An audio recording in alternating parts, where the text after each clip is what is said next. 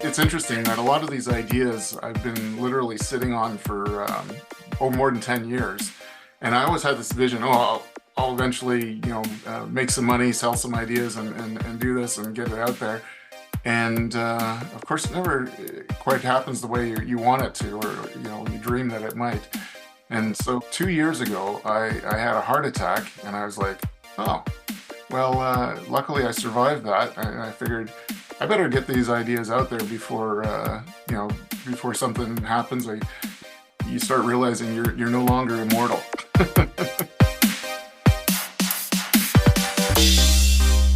Welcome to the Stark Reflections on Writing and Publishing podcast. There has never been a better time for writers. More information, options, and opportunities are available to you, but navigating these requires insight.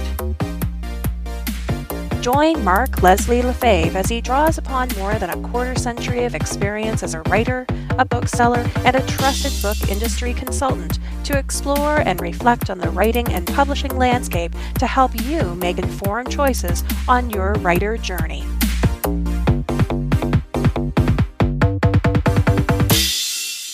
Hello, Reflectives, and welcome to episode 350 of the Stark Reflections podcast. This is your host, Mark Leslie Lefebvre. In today's episode, I have an interview with Jeff Krehmer. Jeff Krehmer is a professional mechanical engineer and the author of Infinite Resources.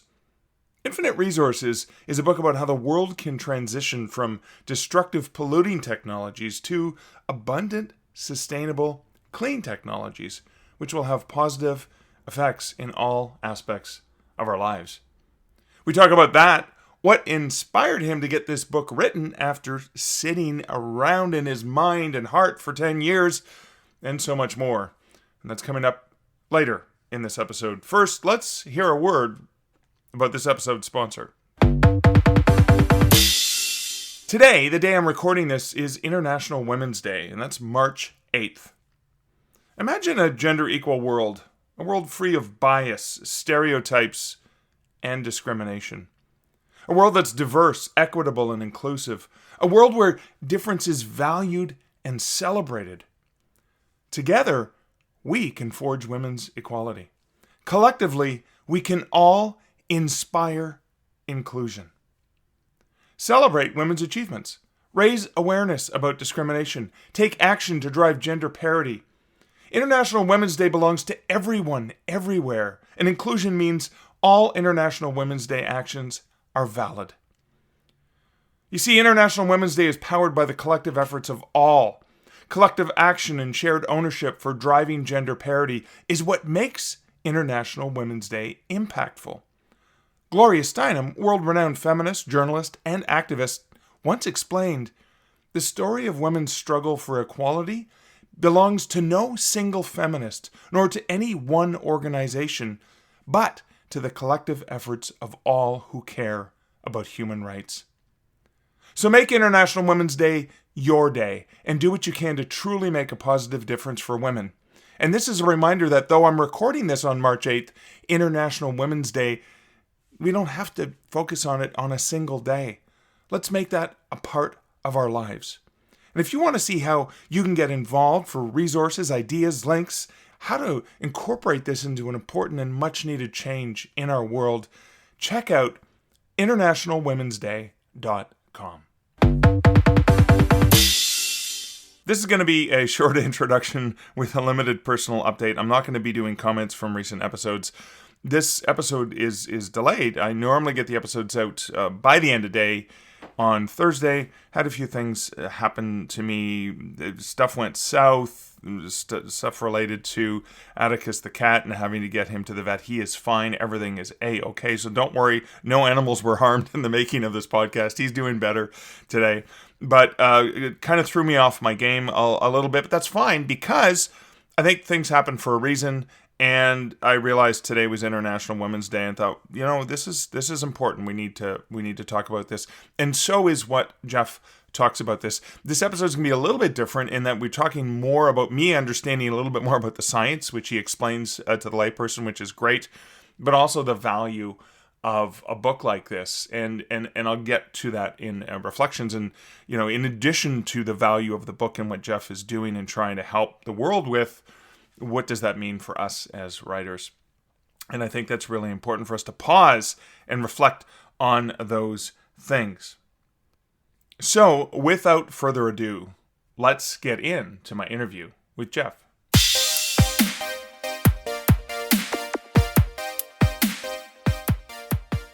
Hey, Jeff, welcome to the Stark Reflections podcast.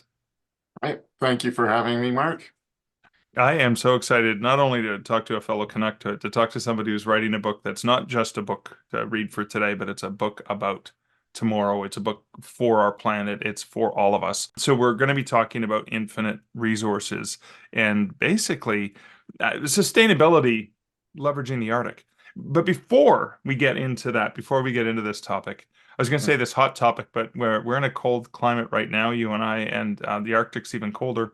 But before we get into that hot/cold topic, let's get into your background. So you background as engineer and project manager, technician. So you've done quite a bit of things, right?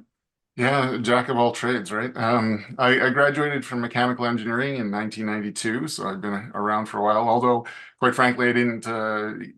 92 was a slow economic time, and there weren't a lot of jobs in Alberta for engineers at the time. So I did a whole bunch of odd jobs, got into sales, computer sales, and software, and a whole bunch of other things. And that eventually brought me back into engineering. I sold SolidWorks professionally. I was the rep for Western Canada for one of the resellers here. And, then I became a technician, learned how to use it pretty well, and became a certified SolidWorks professional. And that led basically to the other engineering work that I've done, and eventually became an engineering manager for a company here in Blackfalds called Control Technology. They're no longer in business in the form that they were when I was with them, but it was a good almost 10-year run for me where I was designing equipment for the oil and gas industry, specifically to control blowout preventers on the wellheads of oil and gas wells. Okay. All right. Wow. So it's kind of funny because 92 is when I graduated from university as well. And yeah, hard economic times. I got a part-time job as a bookseller with my degree in English. But even in Alberta, even in what's always been a very oil industry, massive industry, even the jobs at Tim Hortons were paying 2 or 3 times the minimum wage, at least later on. Maybe not in 92, maybe it was a little bit later than that, right? But that was interesting that even then, even with a practical degree, like in engineering, in a province like Alberta, it was still a difficult time. Yeah, and it lasted for quite a while.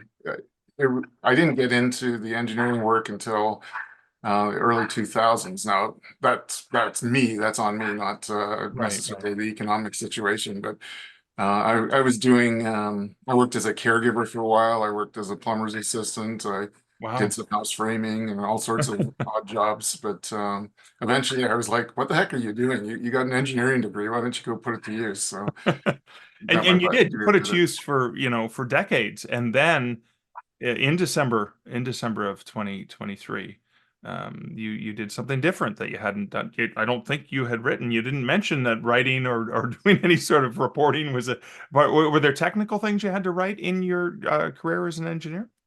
Yeah, I did have to do technical work, but I mean, mostly just reports and that sort of stuff.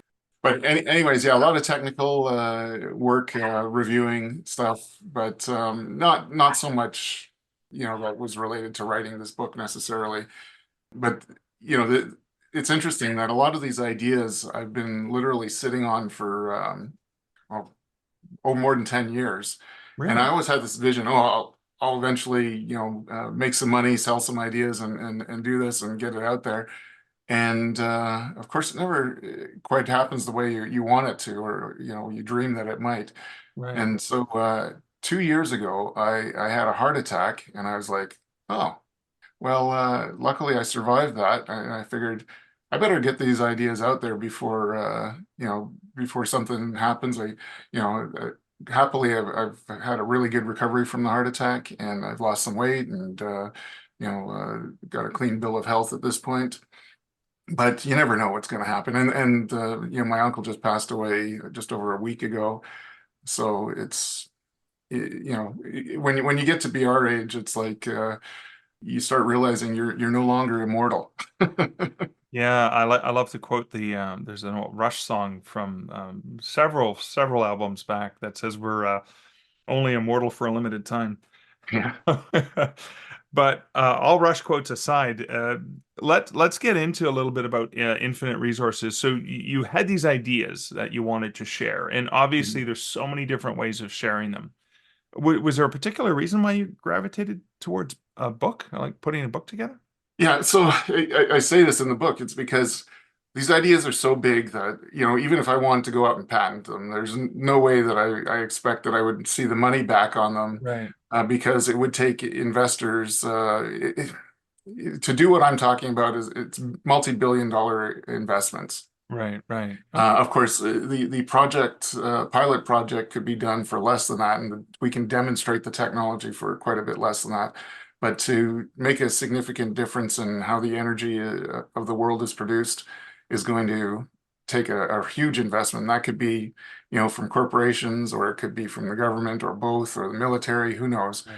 But I expect that there's multiple ways this can happen, and I think that once you hear about what it's all about, and you know, hopefully you'll have a chance to go through the book, you'll like the vision that I present in there. So Yeah, so let's talk about that as well. So, I mean, it very specifically has to do with the Arctic, and again, I think this is a point you raise early in the book that you talk about polar regions being, well, they're inhospitable for us humans, exactly. and yet, and yet, there's something about the Arctic that can actually help us finally overcome our maybe our dependency on fossil fuel. Yeah. So I'll just read the subtitle to the book. It's called How to Sustainably Develop the Arctic by Supplying Green Hydrogen, Fresh Water, and Healthy Food to the World while Mitigating the Negative Effects of Anthropogenic Climate Change. So I start out in, Wow, that's a mouthful. yeah, yeah. Yeah. It's not like I got it memorized and just And you're so reading vague. You're so vague it. about this. Basically, I start out with the first chapter describing some of the problems that I aim to that I think can be solved by Right. developing this technology. And it's things like, you know, the polar ice cap is melting, and so we can help prevent that from happening. One of the things I say is, if global warming is the problem, shouldn't we be maximizing global cooling? Okay. And then most people might not know the numbers, but I think in the back of our heads, we always got this idea of what's going on in terms of water supply. So currently, estimates are that over 2.2 billion people don't have access to reliable drinking water for their daily use. Okay.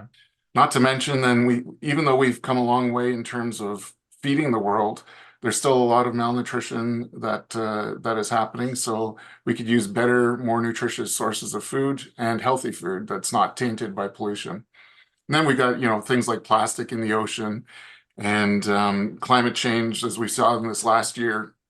I mean, with the worst forest fires, apparently 5% of all forests in Canada were burned last year. And it's Wow. just incredible. So one in every 20 trees that naturally grows in the country basically got burned. And, you know, people will say, well, you can't say that that's climate change. But on the other hand, it kind of looks like it might be related. So, Yeah. if we can control the heating of the climate, the atmosphere and stuff to some extent, and you know, rein in the carbon dioxide that we're putting out there and the other greenhouse gases, then I think that will go a long way to making the world more sustainable in the long run. So there's so many different, like obviously using cold ocean water, producing green hydrogen, all that stuff. As a layperson, as someone who's not an engineer who doesn't understand these things, what's the way that you would explain it to somebody like me who says, okay, but how do we leverage this? What are the, you know, for the dummy over here? Yeah.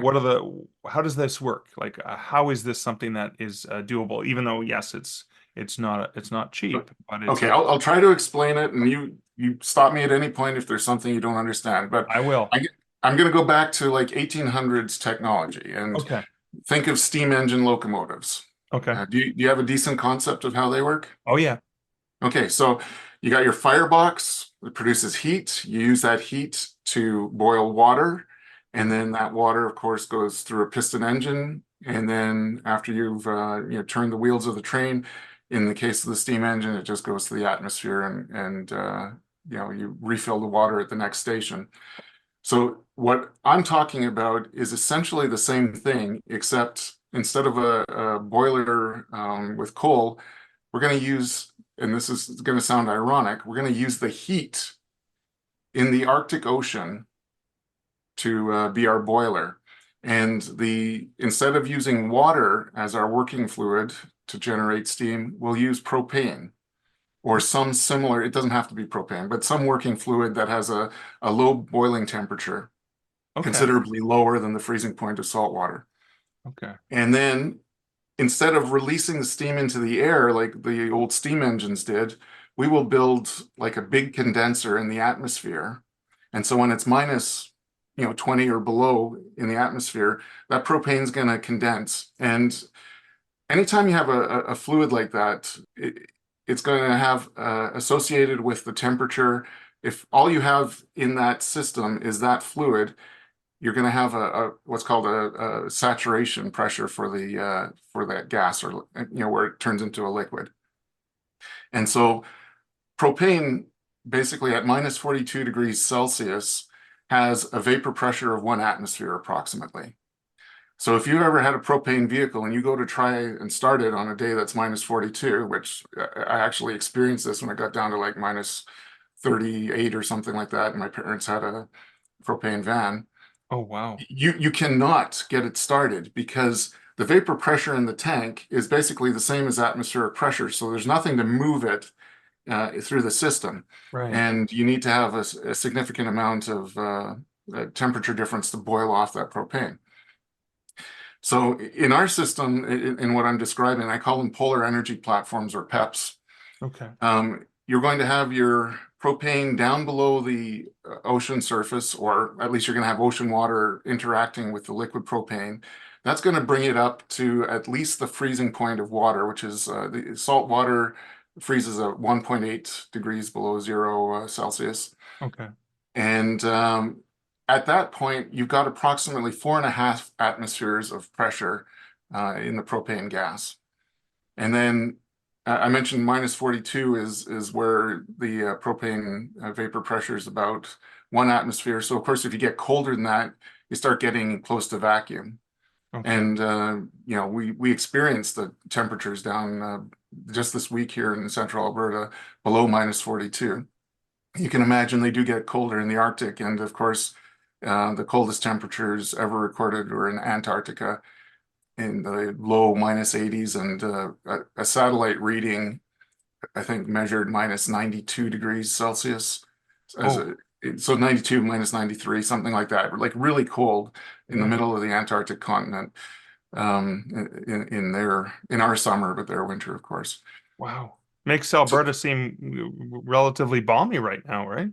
well, what I like to think though is, Elon Musk is talking about settling Mars. Well, Mars gets that cold too, and it's that cold most of the time, and they got a Right. thinner atmosphere. So it would be a lot easier to settle Antarctica than it would be to settle Mars, especially if we Right. can suck the heat out of the ocean and use that to generate electricity. So you can picture now how this process works. Once Right. you've got that energy, you can generate electricity from that. And once you've got electricity, you can do the propane, you can produce hydrogen. You can convert the hydrogen and nitrogen from the atmosphere into ammonia, which is much easier to ship and is equally, it is better as a fuel, I think, than hydrogen because it's easier to handle. And then you can also use that ammonia for other things. So, initially, I expect these polar energy platforms will be coupled to factories that will be producing some other equipment or some other chemicals for export. But the byproduct of all of this is that you're going to be freezing a lot of ocean water. And a lot of people don't realize this necessarily because they probably were never exposed to it. But when you freeze ocean water, just the water freezes and the salt inclusions and the other stuff basically settles out into a denser cold brine. And if you think about it in terms of an atomic scale type thing, those water molecules want to form a lattice, a crystal lattice. And so all this salt and chlorine and all those other atoms just aren't big enough to fit in there. So if it has time to set up the lattice properly, it's just going to squeeze those things out as the ice is forming. So the beauty of that is after this process, you have got frozen potable water. And that then becomes a potential export product as well. Well, yeah, like even here in Canada, there's so many communities that don't have fresh drinking water, and yet this solution includes the generation of even more Yeah, drinking water out of non-potable water, right? Like the salt water with all exactly. wow. Exactly. Yeah. So this is, I think in the book, I actually go through some calculations, and the amount of ice that you're going to be producing is huge. Right. In about 2 weeks of production, if you had a 1 gigawatt plant, you'd be producing over 5 million cubic meters of water. And that is, to give you an idea, it would be, if you put it all into one ship, it would be about a kilometer long, a couple hundred meters wide, and 100 meters deep type of thing. So Wow. it's pretty extensive. And I have this idea where we could, you know, we'll be handling that ice. Think of it as being like ice cubes, and you can Yeah. handle it just like we would with any other solid material. And we can shunt it into, these large floating barges essentially. And of course, the ice itself floats. Yeah. So all you have to do is wrap it in plastic essentially, and it will float on its own. You don't have to worry about sinking. Even if water was to enter into it, fresh water, when it melts, is lighter than seawater, so it still floats. So it's basically, whereas the Titanic's claim to be unsinkable, this essentially is. Wow. Okay. So And so, fresh water, so it fresh water melted inside. It is lighter than salt water, therefore, wow, yeah, never thought of still that. That is buoyant, yeah. Well, if you've ever been to Mexico, in the Yucatan, they have these cenotes, which are natural caves, and they're the result actually of the asteroid impact that destroyed the dinosaurs. But the caves have fresh water that seeps into them, but because they go so deep and have connections to the ocean, they have salt water underneath. And so you have, a freshwater layer floating on top of the salt water. And you can see that, what do they call it? Halocline, I think it's called, where that barrier is. And you can see this in estuaries as well, where rivers will float out on top of the ocean, and it takes long distances before they actually mix and become, uniformly salty. wow. Okay, so so many questions then about the book itself in terms of obviously. So you had these ideas, you wanted to share them. Had a major incident a few years ago, so like, hey, let's get these out into the world so we can share them with the world. Who's your target audience? Is it scientists? Is it corporations? Like, I'm just trying to understand that Well, aspect of it. I've got so many target audiences. It's like, okay, if you want to get rid of fossil fuels, let's do this. If Okay. you want to make money selling hydrogen, let's do this. If you want to make money making fertilizer, let's do this. If you want to solve the world's water problems, let's do this. I mean, my target audience is anyone who's really concerned and about the negative vision that we have of the world right now, who can't see a way out of our coal-fired and nuclear power plants and stuff like this to have a greener, sustainable future. It's I would love for Greta Thunberg to read this so she can get off of her, oh God, the world's just gonna end in a few years, and it's all you engineers' fault and stuff like this, because this is really about getting a positive vision for the future out there, and trying to solve some of these major issues that the world has. And thank you for that, because one of the things I'm thinking about is as a layperson who is concerned, this is a book that I definitely think is valuable, but I'm not sure what I can do with the book, and that's where I'm thinking of, is this something that I buy and send copies to minister the environment? Like, who do I like that I send this to movers and shakers who are smart enough or rich enough or have the power to to read this? Does this go to engineering faculty who are teaching the engineers of the future so they can maybe start experimenting in small scale? How would we make this happen? And then prove that to obviously to Yeah. right I, investors. Absolutely, all of that. My goal is to, send it to the prime minister and the leader of the opposition and every premier in the Northwest Territories and Nunavut and Yukon and also to the governor general. I mean, the governor general is of indigenous, northern indigenous descent, so this hopefully would appeal to her. And what you're doing right now, I mean, I'm talking to you with the hope of getting that message out there. Yeah, of course, I'd love to sell books, but my goal in writing this wasn't selling books so much as to actually make it happen. Right. And so to do that, if we have a leader of a company that, name one, I don't know, Suncor or something like that, who wants to diversify away from fossil fuels, this is how we can do it. If we if Elon Musk or any of the billionaires wanted to make a big difference, this could potentially be a way of doing it. And all of these things have an impact. The beauty of it, from what my perspective is, when we build this, once it's built, the carbon footprint basically disappears, and everything that I'm talking about in the book is sustainable and doesn't create any extra pollution. And in fact, the energy that you produce could be used to draw down carbon dioxide from the atmosphere. And I have a small section in there that I talk about. It's like, if you think of all these different ideas for drawing down carbon dioxide from the atmosphere, well, we talked just a moment ago about Antarctica and how cold it gets. Well, do you realize that if you were in Antarctica and it was minus 93 and you took a breath, the carbon dioxide from your breath would get so cold that it would drop down to the floor and turn solid? Because that's below the temperature of Yeah. carbon dioxide at it solidifies at, I forget what the temperature is, but But at it's below minus the 93, freezing you're point. pretty much assured it's going to solidify. Yeah, it's definitely going to do that. So, one of the ideas I talk about in the book, and this, Elon Musk has got a $100 million X prize to remove carbon dioxide from the atmosphere. And I say in the book, throw some money my way and we can do this, because we're taking advantage of natural processes.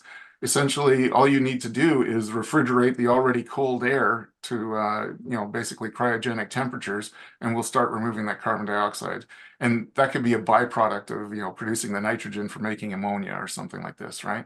Yeah. Wow. So there's a lot of potential there. Well, this kind of inspires me to want to find those people and just drop ship copies of the of the book into their hands so they go, "What is this?"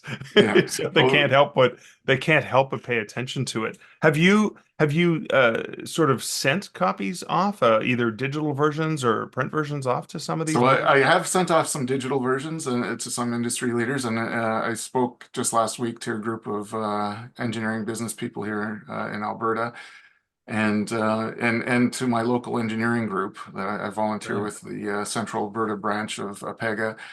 And so I talked to them. I'm hoping to get in front of all of the other engineering societies here in Alberta as well eventually. But I'm looking further afield too. There's a conference about the Arctic that's going to be held in Calgary in March. Oh, Right now I don't have the money to get there, but yeah, if somebody wants to make a few donations, I'd love to get there and at least meet some of the movers and shakers in that field. And I have actually online connected with a few of them on LinkedIn. So we'll oh, see where that goes. But yeah, the word is slowly getting out. I'm doing podcasts, but I'd love to be interviewed by Ideas or Quirks and Quarks or yeah. any of the TV stations or whatever about this. In fact, somebody suggested this would be a really good a sort of mini series documentary to talk about what I talk about in the book, because it's not only generating the power, because once you got the hydrogen and the ammonia, that's one problem solved. But we can make steel with using hydrogen instead of coke, Right. and we can. This is kind of funny. I got one section of a chapter that's called "Little Greenhouse on the Polar Ice Cap," and it's if you think about it, if you've got electricity, you've got lighting. You can use a heat pump to suck the heat out of the ocean because, the ocean water at minus 1.8 degrees Celsius is relatively warm compared to, minus 60 degrees that it might be outside. And you Right. only have to suck that heat up through a couple of meters of ice. So it's very easy technically to do. Right. And then you can have that insulated. And of course, thanks to illegal grow ops for many years, we know how to grow stuff inside of shipping containers. And all you need then is the seeds, the substrate for the plants to grow. You can do it all hydroponically, and all of a sudden the polar ice cap becomes a breadbasket for the world.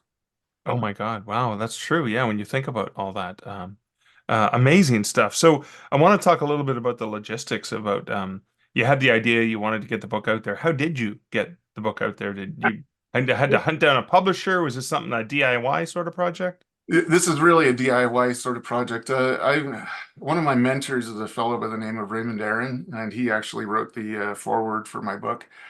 And he's got an interesting story. He runs a publishing house. It's called 10-10-10 Publishing. Okay. And essentially, what happened to him was he wrote a book, Double Your Income Doing What You Love, or in half the time, I forget what the name is. But anyways, that's how he became a New York Times bestselling author. And he didn't bother. He was so excited about getting his ideas out there. He didn't look at the boilerplate contract that was shipped to him by the publishing company. And he's out there promoting the book. And at the end of the day, he's getting like a 6% royalty on everything that's sold. And he's like, why am I busting my butt so that these other people can make a fortune? And so he essentially vowed that he would set up a publishing company one day where the authors get to keep their own rights, and you basically pay for the editing services up front and the other things that they provide. And after that, you own it, and beyond their costs, you get 100% of the royalties. Oh And wow. so I thought, well, that sounds like a brilliant plan. I'm all in for that. Having heard, you and I have both been in the science fiction and fantasy community for years. And after I graduated university, I joined the imaginative fiction writers in Calgary. Never actually wrote anything, but I learned a lot about the publishing industry. And that was one of the things that kind of stuck with me is it's hard to make a living as an author these days. Wow. So So does this mean then that the book is it's available in print, is available in ebook, it's available online, people can buy it, they can order it through bookstores? absolutely. If you can see infiniteresourcesbook.com, that is my website. From there, I've got a link to Amazon. It's print on demand, so they're never out. And you can get an ebook version for about half the price. And the cover price that I have on the book is $35, but I'm promoting it to Canadians at $20 essentially. So Oh it's wow. it's affordable to anyone who wants it. It's $10 for the ebook. Okay. And at that price, nobody really has an excuse. If they're interested to learn about it, they can afford it. So Yeah, so I sort of close to one of the final questions is so anyone listening to this who is really passionate and wants to help out, what are one or two things that you recommend that they can do to either to get the word out about the book to help support the cause? What are some things that you would suggest that they would do? so normally in a presentation, I would have my LinkedIn profile and my obviously the website here. You can reach out on the website, and you can reach out to me on LinkedIn. I got a strange last name, but I suppose that it'll be in the show notes. Yep. So I'm the only Jeff Krehmer in North America, as far as I know, that's spelled that way. So it shouldn't be too hard to find if you get the spelling right. Awesome. And there will be links to your LinkedIn profile as well as infiniteresourcesbook.com and other links to things that you mentioned over at starkreflections.ca. Yeah. Jeff, thank you so much for spending the time to talk with me today. Oh, it's a pleasure. And if you want to have me back, we can talk about some of the other things that are in the book too. I'm happy to. I really appreciate the opportunity. And yeah, by all means, if you know somebody who is passionate about this or in a position where they can, make a difference, make some political decisions, then let's get this going. Awesome. I love that. Thanks again, Jeff. Thank you, Mark. So important to reflect on the context and the content of the interview with Jeff. I want to go back to, because I can't help myself, I want to go back to the Rush quote. This is from Dreamline, and the quote goes, We are young, wandering the face of the earth, wondering what our dreams might be worth, learning that we're only immortal for a limited time. See, that to me is a reminder of the impact that we, mere mortals, have in our limited time on this planet that we inhabit without realizing it. The side effect that we have. And that makes me think about the side effect or the impact that we have on the people that we interact with and engage with. But specifically as writers, I mean, obviously we have an impact on people, but as writers, think about the stories that we write and share with the world. They matter. Our words can have impact. Jeff's book can have an impact on how people think about solving problems, new ways of perceiving these, and solutions, new solutions. That's critical. We need that. We need movers and shakers and doers. But even a work of fiction can help someone see something, feel something, realize something. Oftentimes, it's fiction that can help express ideas of solutions in a way that's not as threatening to people who don't like change. And as humans, we are resistant to change and new belief systems, etc., etc. And that's where sometimes incorporating things that you learn about the world into fiction can help move those ideas forward because they're less, you're seeing it in a third party, you're seeing other characters learning and engaging, and it's a softer, easier way for people to absorb things. But our interactions with other writers are also so critical. I mean, how can we do the things to help prop up and support other authors, give them hope, inspiration to keep going? I've been reminded numerous times of the impact that I've had when engaging with other authors. And again, it's these little things I didn't even realize. And it reminds me to take care in those engagements. Did I accidentally put somebody off or discourage them when what I really would have wanted to do was encourage them or help them or prop them up or support them? So I want to take this time right now. I want to remind you that your dreams, your goals, the things that you write, the things you've always wanted to write, the stories you've dreamed of sharing, if you haven't done any of that yet, it's okay. It's not too late. You're alive. You're listening to this now. You and your dreams matter. You matter. And your writing matters. Think about how beautiful it is that you have, that you can, and that you will be able to share those things that are in your mind, in your heart, your dreams. That you're able to share them with other people. Wow. That's powerful. And it's something that started and grew out of you. This is something you brought into the world. This is your gift to the world. You are a gift to the world. Your writing is a gift to the world. So be generous with that. Be generous with those thoughts, with those passions that you're writing. Be generous with it and make the world better by not giving up on those impassioned dreams that you hold within. Who are you saving it for? Help us, help the world make a better place, and don't give up on you and your writing. Well, that's it for my reflection. That's it for this episode. Thank you so much for listening. If you know of somebody that would benefit from the interview with Jeff and learning a little bit about it, please share it with someone who can have an impact as well. You can also have an impact by leaving a review for this podcast on wherever you listen to podcasts. And like I said, sharing this episode or other episodes with somebody that you think would find value in it. So, as I said, that's it for this episode.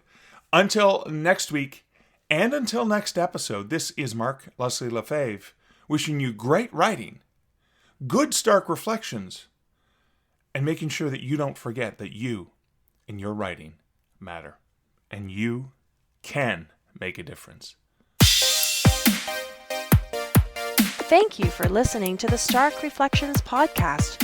You can find show notes for each episode at starkreflections.ca.